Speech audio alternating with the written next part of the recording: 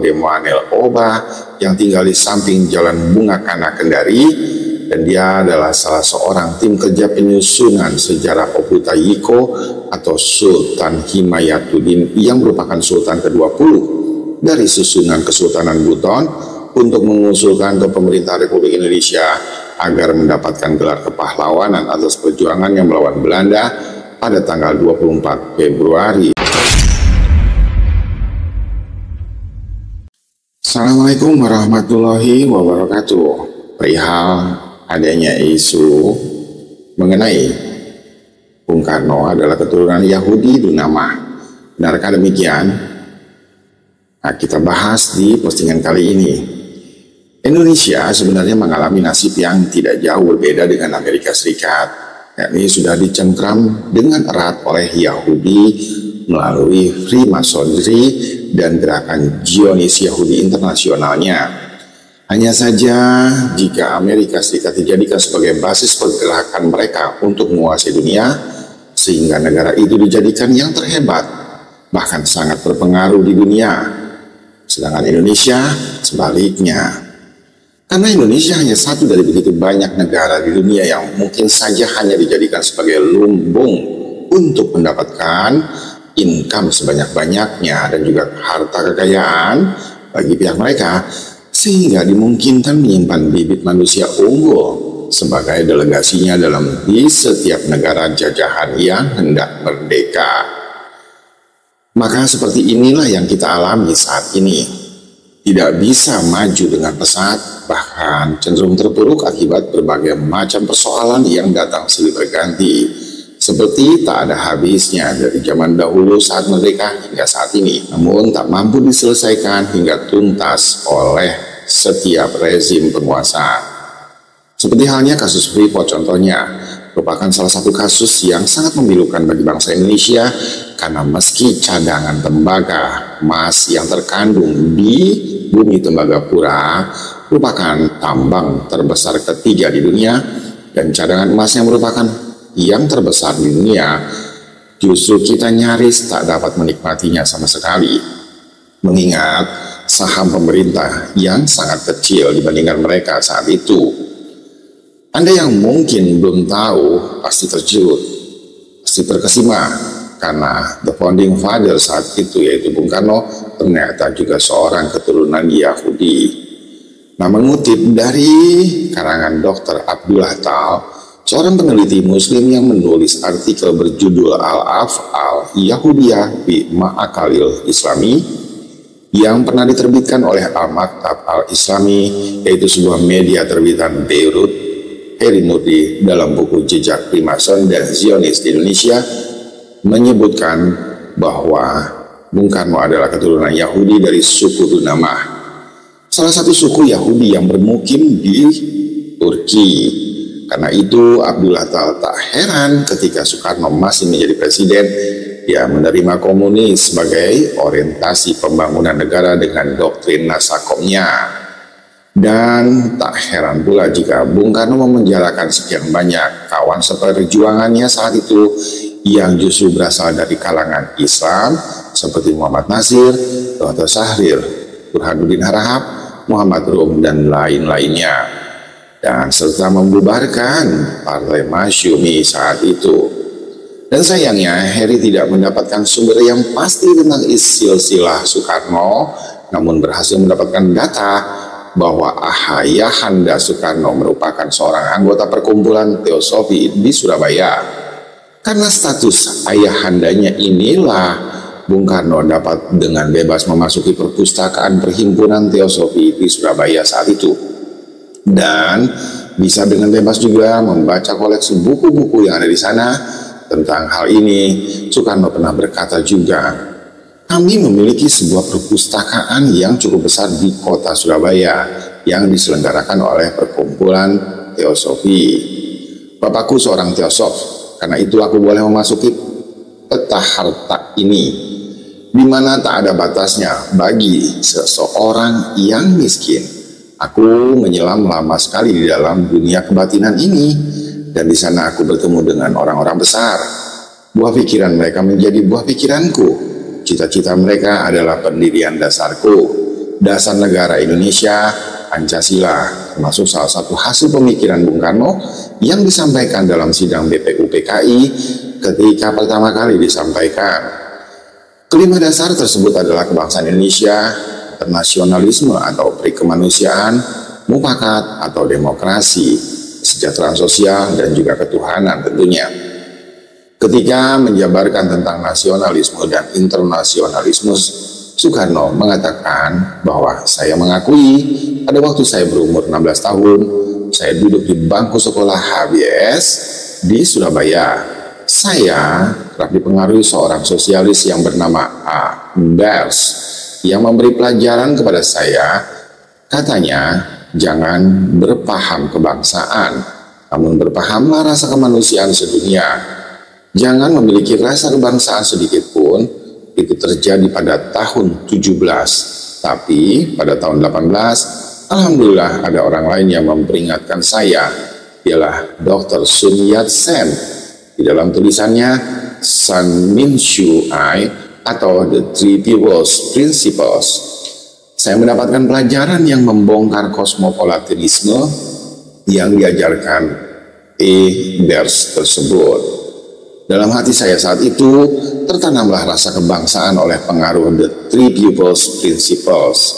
Maka sejak itu juga karenanya, jikalau seluruh bangsa Tionghoa menganggap Dr. Sun Yat-sen sebagai pencetusnya, yakinlah bahwa Bung Karno juga seorang Indonesia yang dengan perasaan hormat sehormat-hormatnya merasa berterima kasih kepada Dr. Sun Yat-sen hingga masuk liang kuburnya.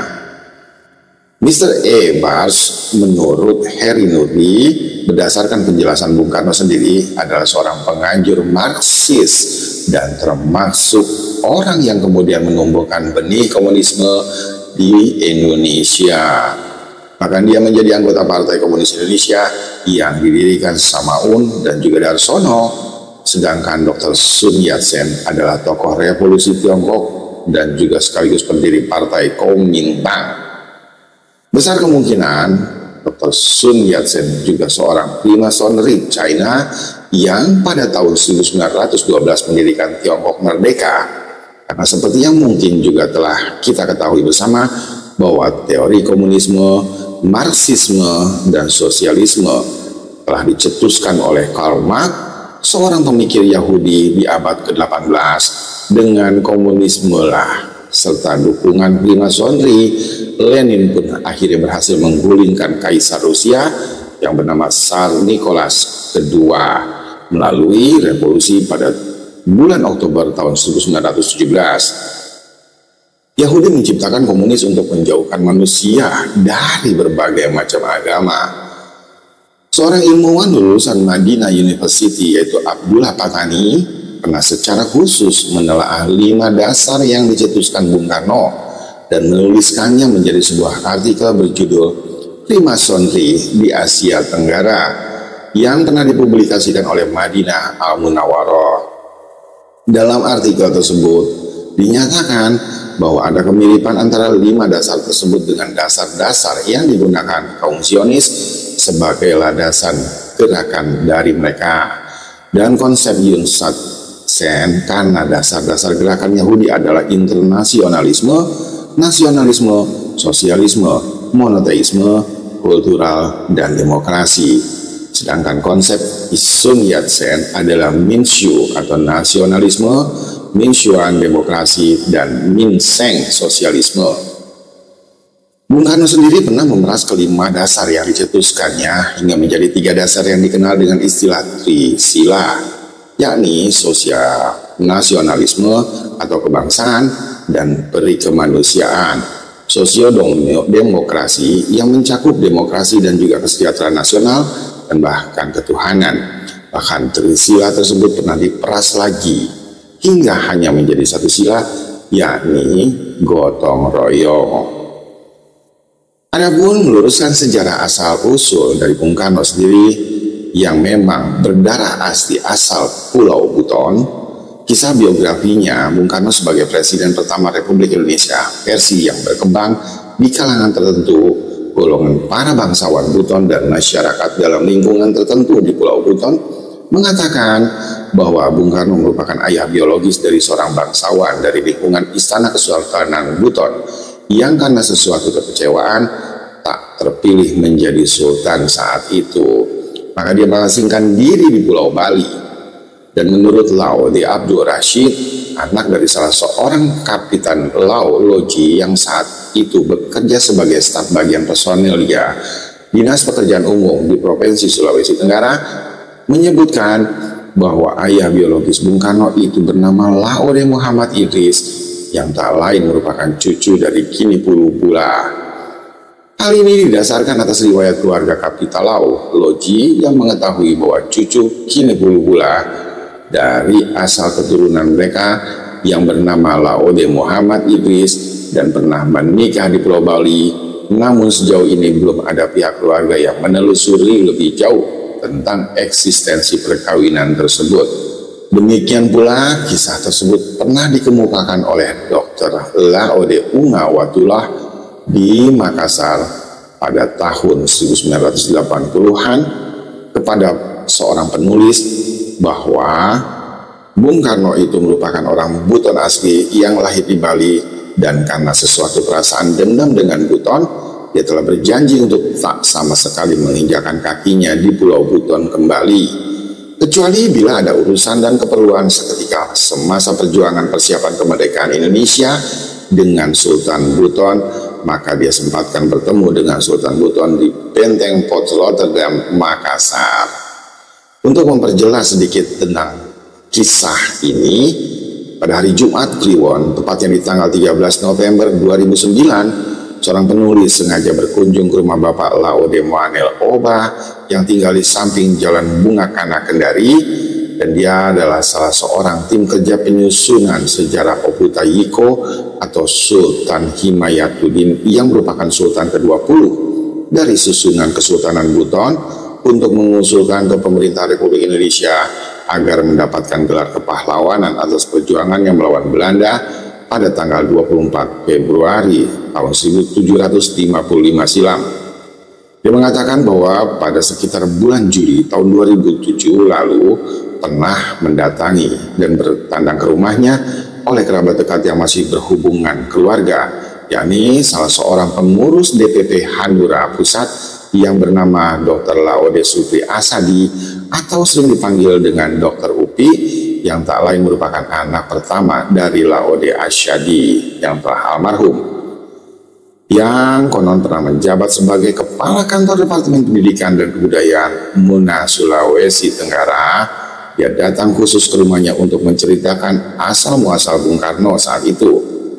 Dr. Upi sendiri mengatakan pada tahun 1970 di Jakarta pernahlah ayahnya diceritakan oleh Guru Ali, itu yang disebutkan dengan nama panggilannya, adalah seorang guru pada sekolah dasar Lawele, Kabupaten Buton, Sulawesi Tenggara, yang mana dia lari meninggalkan Pulau Buton menuju Jakarta saat itu ketika terjadi peristiwa tahun 1969 tentang isu Partai Komunis Indonesia di Pulau Buton yang dikumandangi oleh Letkol Arifin Sugianto. Dikatakan saat itu dengan sangat yakinnya tanpa ragu bahwa Bung Karno itu merupakan orang Buton. Dan untuk mengecek kebenaran kisah ini, maka pada pertengahan tahun 1970-an, tepatnya di Jakarta, Guru Ali melalui perantara Laode Asyadi dipertemukan dengan Laode Muhammad Toha. Dan selanjutnya Laode Muhammad Toha mengantar langsung Guru Ali ke rumah kediaman Sukmawati Soekarno Putri, dan setelah bertemu dan melakukan konfirmasi masalah kisah tersebut dengan Sukmawati yang merupakan anak keempat dari Presiden Republik Indonesia pertama, yaitu Bung Karno, dari ibunya yang bernama Fatmawati. Maka seketika itu juga Sukmawati Soekarno Putri mengatakan bahwa pernah dulu Bapak Soekarno menceritakan kepada mereka sekeluarga bahwa kakeknya adalah seorang haji yang tinggal di Pulau Buton, dan mereka akui bahwa nenek mereka itu berasal dari Pulau Buton, katanya. Dan setelah mengatakan hal itu semua, Sukmawati menambahkan bahwa Soekarno melarang lagi mereka semua untuk mengingat hal itu dengan alasan bahwa mereka sudah tinggal dan besar di Pulau Jawa. Berdasarkan informasi inilah Laode Muhammad Toha dan Guru Ali mengadakan penyelidikan dan konfirmasi penelusuran sejarah, dan setelah didapat titik terang, maka disimpulkan bahwa yang dimaksud dengan seorang haji adalah haji pada. Namun demikian, penafsiran haji pada yang dimaksud belum bisa dibuktikan secara epistemologis. Mengingat bahwa orang-orang sakti pada zamannya di Pulau Buton yang memiliki gelar haji, di mana mereka dapat pulang pergi hanya sekejap mata di atas sejadah, sudah dapat menghilang dan muncul begitu saja di tanah Mekah. Bukan saja haji pada, tapi juga bisa Saidi Rabah atau kini Kulubala yang dikenal dengan nama Syekh Haji Laode Ganiyu. Setelah akhirnya diperdengarkan hal tersebut, lantas seketika mereka terkesima dan mengatakan bahwa yang dimaksud Sukmawati Soekarno Putri tersebut adalah neneknya yang seorang haji dari Pulau Buton, yang benar adalah Syekh Haji Laode Ganiyu. Dan Laode Muane Oba yang sedang menceritakan kisah ini kepada narasumber akhirnya terkesima mendengarkan penjelasan tersebut dan mengatakan mungkin ini benar adanya. Dan pada Laode Muane Oba pada tahun 1981 hingga 1982 di Makassar pernah terjadi hampir selama 3 bulan berturut-turut. Setiap habis selesai salat maghrib, narasumber masuk duduk di ranjang tempat tidur dan secara gaib langsung ditemani oleh Bung Karno untuk berdialog, dan konon sekaligus diajarkan tentang ilmu negara ketatanegaraan di Indonesia. Selang waktu dialog pengajaran berlangsung antara 15 hingga 25 menit. Selama proses dialog tersebut, narasumber tersebut merasakan sesak dan agak berat di dadanya, namun dialog tersebut cukup berjalan lancar. Dan kejadian hal itu atas perkenan dan izin Allah Subhanahu wa Ta'ala. Menurutnya, Bung Karno memperkenalkan kepada narasumber bahwa gaib yang mengikuti dirinya atau roh yang sering menemani dirinya adalah kini Kulubula. Dan hal tersebut di kalangan petinggi Kesultanan Buton dikenal dengan nama Syekh Haji Laode Ganiyu. Orang ini tergolong manusia yang langka, asal keturunan para wali di Pulau Buton, dan selama hidupnya pernah menjadi imam Masjidil Haram di Mekah selama 7 tahun berturut-turut, dan pernah menjadi dosen tamu atau dosen luar biasa pada Universitas Al-Azhar Mesir, dan di sana pernah menulis sebuah buku yang sangat terkenal yang berjudul Ajonga Indama Lusa. Buku tersebut pada zamannya sangat digemari dan diburu oleh para golongan tasawuf di kalangan bangsa Arab. Dan sayang sekali buku ini tidak bisa ditemukan di Indonesia, dan saat ini sudah hilang dari perpustakaan di Universitas Al-Azhar, kecuali tinggal hanya yang katalognya yang tersisa. Soekarno pun ikut mengatakan bahwa ini kehebatan siapakah? Tentu saja yang disebutkan tadi. Dalam kisah yang terbatas di kalangan masyarakat tertentu di Pulau Buton, dikisahkan bahwa ayah biologis Bung Karno itu yaitu Laode Muhammad Idris, yang tak lain adalah cucu dari Syekh Haji Laode Ganiyu, yang merupakan orang yang disegani di kalangan petinggi Kesultanan Buton saat itu. Karena dia di samping ahli kanuragan, dia juga ahli dalam berperang, ahli sejarah dan juga budaya, ahli kebatinan dan juga ahli agama tentunya. Ketika terjadi peristiwa pemilihan calon Sultan Buton yang ke-33, dia sangat kecewa atas proses pemilihan Sultan, karena menurutnya harusnya dialah yang terpilih sebagai Sultan Buton yang ke-33. Namun ketika itu dia dikhianati oleh kelompok petinggi dari Ba'dia, yaitu Keraton atau Wajo. Dia juga akhirnya semenjak pertengahan di tahun 1800-an silam sudah tidak menyenangi sistem sara yang dijalankan dalam lingkungan Keraton Buton, karena konon hanya dimonopoli oleh kelompok-kelompok tertentu saja dari kalangan asal Ba'dia dan Keraton. Sebagai akibat dari kekecewaannya itu pula, pada tahun 1898 dia pun melarikan diri dan mengasingkan diri ke Pulau Bali, tepatnya di wilayah Buleleng, dengan pergi meninggalkan Pulau Buton, ikut dengan kapal perahu pedagang dan membawa hasil-hasil laut Pulau Buton. Dan di pemukiman pesisir pantai Buleleng tersebut, yaitu di Pulau Bali, ketika itu banyak dihuni oleh orang-orang Buton dan para saudagar perahu serta pedagang yang tinggal di sana.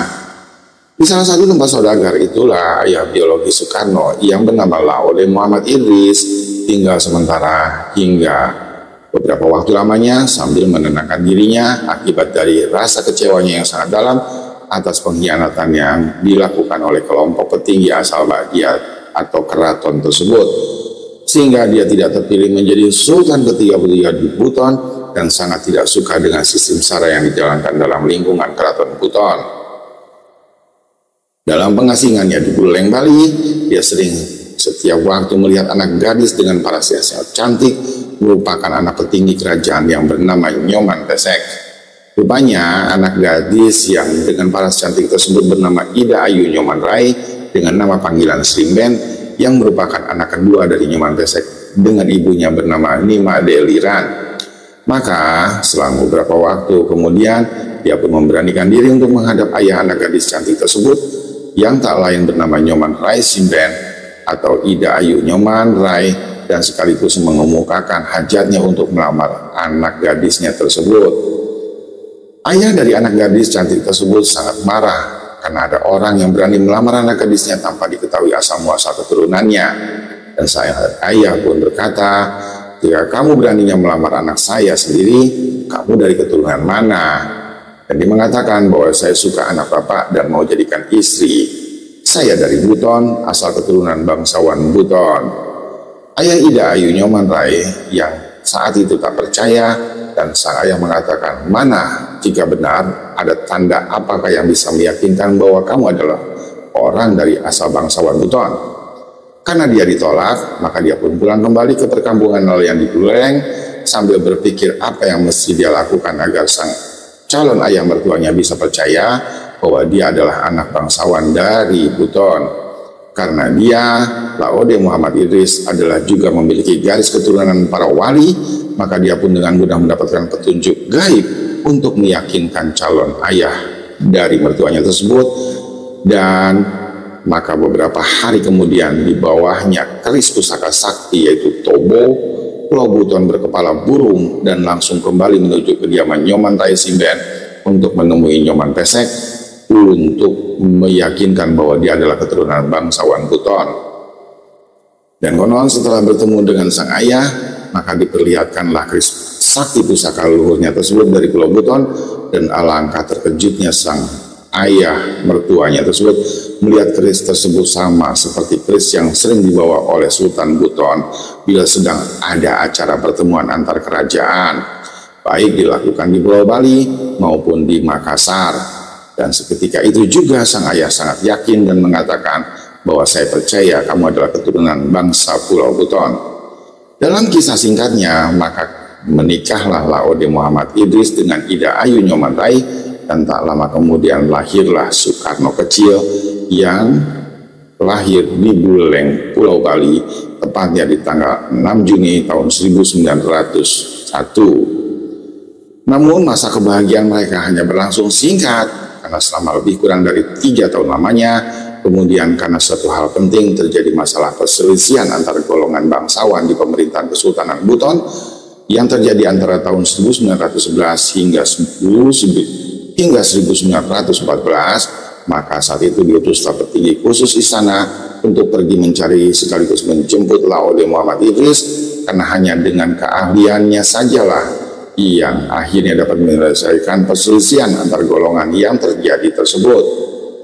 Maka pulanglah akhirnya ayah biologis Soekarno saat itu, yang diperkirakan usia Soekarno kecil baru menginjak 3 tahun. Selama Laode Muhammad Idris meninggalkan Buleleng, Bali dan kembali ke Pulau Buton, tak pernah ada kabar berita juga dan tidak menafkahi lahir maupun batin Ida Ayu Nyoman Rai. Maka dia pun hidup sendiri membesarkan Soekarno kecil hingga usia Soekarno menginjak 5 tahun. Waktu pun terus berlanjut dan berjalan. Ida Ayu Nyoman Rai melalui perantara sahabat dekatnya bernama Made Lestari memperkenalkan dia dengan seorang guru bernama Raden Sukomi Sosro-Diharjo, dan selanjutnya bapak ini menaruh hati dan jatuh cinta dengan Ida Ayu Nyoman Rai. Lalu dibawa larilah Ibu Soekarno kecil tersebut ke Surabaya, yang hampir saja menimbulkan pertumpahan darah akibat dari peristiwa ini. Dan Raden Sukomi inilah yang pada akhirnya menjadi ayah Soekarno dan yang telah membesarkannya sebagaimana yang diriwayatkan dalam lembaran sejarah di Indonesia. Nah, Baraya pembelajar semuanya, dulur-dulurku tercinta, demikian kisah dan juga sejarah perjalanan kelahiran Bung Karno mengutip dari berbagai sumber yang ada. Semoga bisa menambah wawasan bagi kita semuanya. Terima kasih menonton. Sampai jumpa kembali di postingan berikutnya. Silahkan tinggalkan komentar atau ada yang ingin mengkoreksi dari isi postingan ini di kolom komentar. Wabillahi taufiq wal hidayah. Assalamualaikum warahmatullahi wabarakatuh.